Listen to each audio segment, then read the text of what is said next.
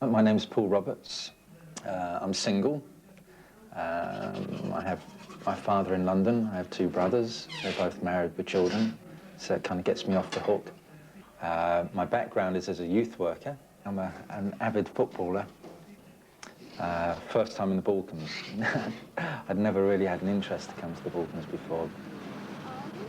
I'm the country representative here for Children's Aid Direct. It's my first time as a country rep of an organisation, so it's a big learning curve for me. But that's life, that's work. We ready?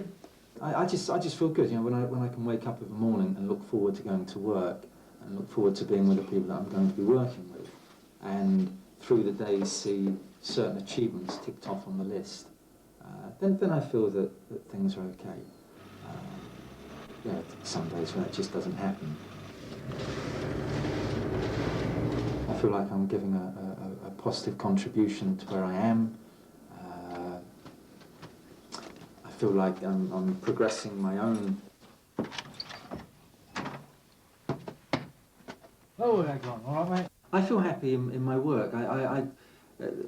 When a good funding proposal is accepted by a donor, and then you can go back to the team and say, hey, cracked it, you know, we can do this. This idea that we kind of generated together has been put on paper, and someone's liked the idea and agreed to fund it, and we know what the benefit will be then, you know, in the communities that we're going to be working with. No, unfortunately all the telephone lines are down here. They've been down all week and they won't be back on until Monday.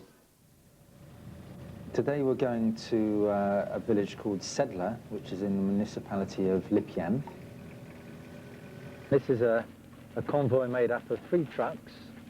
In the front of the trucks we have a 4x4 vehicle, which is a Children's Aid Direct vehicle, who leads the convoy with a flag on the back, a humanitarian flag.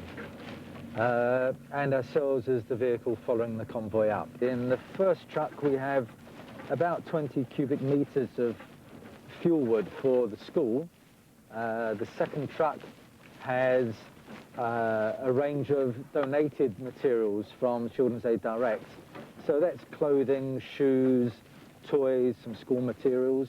And the last truck is filled with eco commodities from one of our micro projects, and they're beds and building materials for an emergency shelter project. We don't have radio communication. We're out here in the middle of nowhere, although before we left our base we checked with our own security officer. Nonetheless, should anything happen to us here, then we're stuck. People are either displaced from their homes, they are under direct personal threat of injury or death. I'm certainly not afraid of what I might come across. So sometimes I think my own feelings of I can't cope are the things I fear. You know, I fear the most.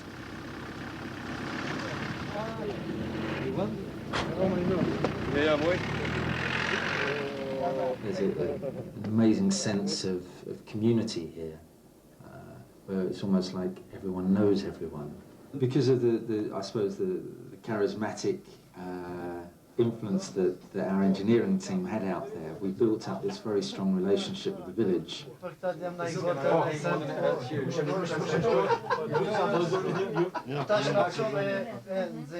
Okay, loading off the truck now, we've got the emergency shelter kits, and they consist of windows with plastic covering, doors, materials for ceilings and for floors for insulation. And the idea with these windows is that although at this stage of the game they have plastic instead of glass, it would be very easy at a later stage to take the plastic off. Having plastic was a better way to go and a safer way to go at this stage. Also cheaper, so we could supply more families. It is an emergency shelter. I mean, it does what it says. People can block up holes where windows used to be.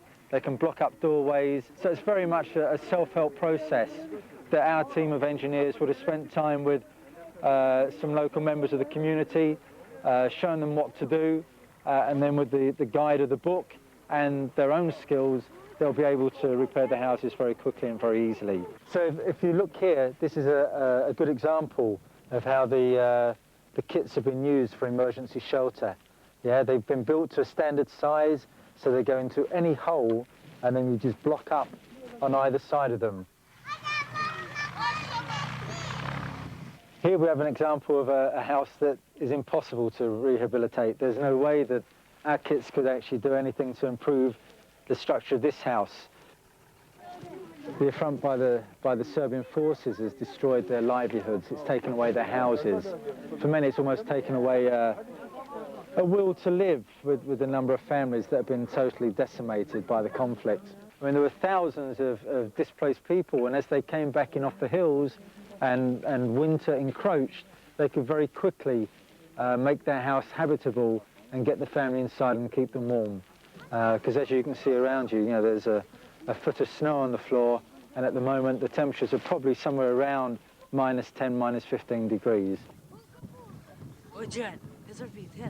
It's about being with people, building up trust with people, getting to know what their cultural likes and dislikes are, their priorities, and once they're able to identify priorities, then it's about accessing them to the funds or the materials or whatever that will then help them to restructure their own lives, which is for me very different to going in and just saying, okay, well, out of the way, we're going to do this for you now, and we'll build your houses, we'll build this, we'll build that.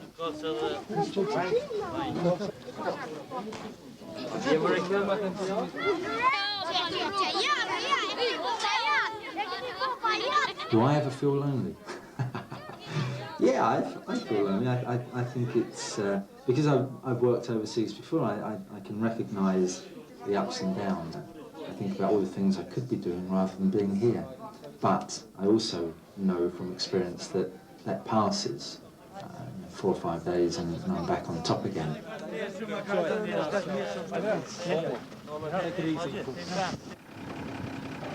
In this box we have donated aid from the UK, from our headquarters in Reading, and it's full of clothes, winter clothes for adults and for children. And they're also unloading boxes of blankets, many of which are hand knitted, shoes, candles, school materials, and all these items are used as complementary items for the work that we do with ECHO. For now, we'll do this. We'll give donated aid, and we'll give it as long as it's needed. Our experience here is that these people are very versatile and adaptable, and they want to do things for themselves.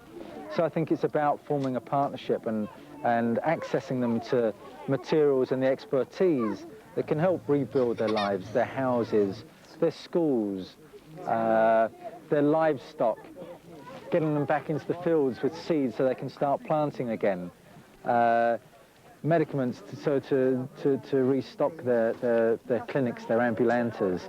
But it's got to be in partnership. It's no use just continuing to give. So yeah, giving people back a right to make decisions for themselves, a right to make their own choices, a say in their future. That's what's got to happen. So these youngsters here can start to laugh and play again too. Yeah? So they don't have to look at us with fear in their eyes and always worried about picking up their bags and running away again in the middle of the night.